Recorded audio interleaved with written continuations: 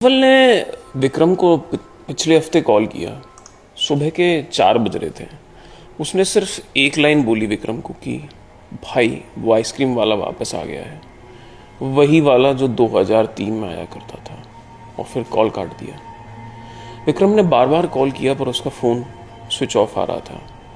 अगले दिन विक्रम उसके घर गया और जो उसने देखा, उसका कहना था कि वो आज तक भूल नहीं पाया। तो उज्ज्वल विक्रम का बचपन का दोस्त था और ये दोनों ग्वालियर में एक साथ बड़े हुए थे, थाटीपुर कॉलोनी में। ये बात लगभग 2002 और 2003 की है। ये दोनों तब सिर्फ 7-8 साल के थे। तो रोज़ दोपहर के 3 बजे एक आइसक्रीम वाला कॉलोनी में आया करता था। उसका लकड़ी का ठेला था, पीछे से धकेलते हुए वो उसको चलाया करता था और उस ठेले पे लगी होती थी एक छोटी सी पीतल की घंटी, जिसमें से आवाज़ आया करती थी ट्रिंग ट्रिंग ट्रिंग, जैसे घंटी बजा करती है। उसका नाम था भैरव और पतली सी मूछें, सफ़ेद कुर्ता पजामा, सर पे एक पीला सा गमछा और वो ऑरेंज बार 2 रुपए की, चोको बार 5 रुपए की दिया करता था। और एक स्पेशल आइसक्रीम रखता था, काला जामुन। वो सिर्फ उसी के पास मिलती थी, किसी और के पास नहीं।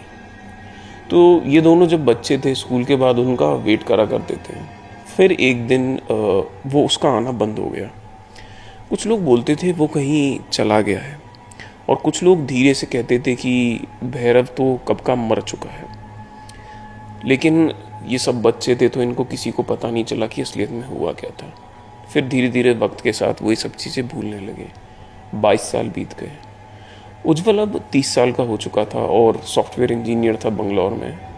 उसने अपना वर्क फ्रॉम होम लिया और वापस अपने होम टाउन ग्वालियर आ गया। अपने मम्मी पापा के साथ उसी पुराने घर में रहा करता था। और ये बात है पिछले महीने की, जब दोपहर के 3 बज रहे थे। उज्ज्वल बालकनी में चाय पी रहा था। तभी उसको घंटी की आवाज़ सुनाई देती है, ट्रिंग ट्रिंग ट्रिंग जैसे बजा करती थी। उसके हाथ से चाय का कप एकदम गिर जाता है। 22 साल बाद उसने आवाज़ सुनी थी, लेकिन आवाज़ बिल्कुल सेम थी। वही पीतल की घंटी, वही रिदम जो उसने पहले देख सुना था। उसने नीचे देखा और वहाँ वही लकड़ी का ठेला खड़ा था और उसके पीछे भैरव।